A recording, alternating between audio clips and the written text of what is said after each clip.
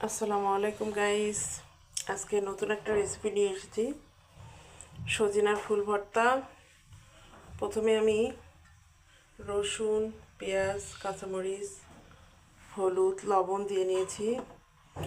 তারপর একটু তেল দিয়ে নেব।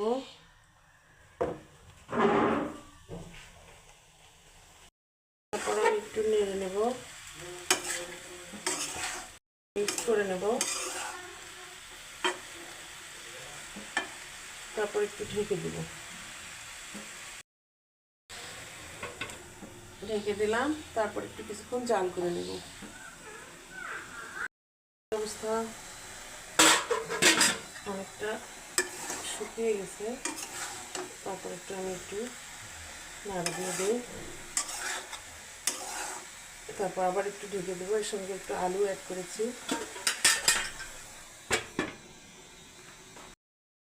ফাইনালি আমার ভর্তা রেডি হয়ে গেছে। এখন আমি ভর্তাটা পিষে প্রস্তুত করব। ফাইনালি আমার ভর্তা রেডি হয়ে গেছে। একটু টেস্ট করে দেখি কেমন লাগে। মাশাআল্লাহ।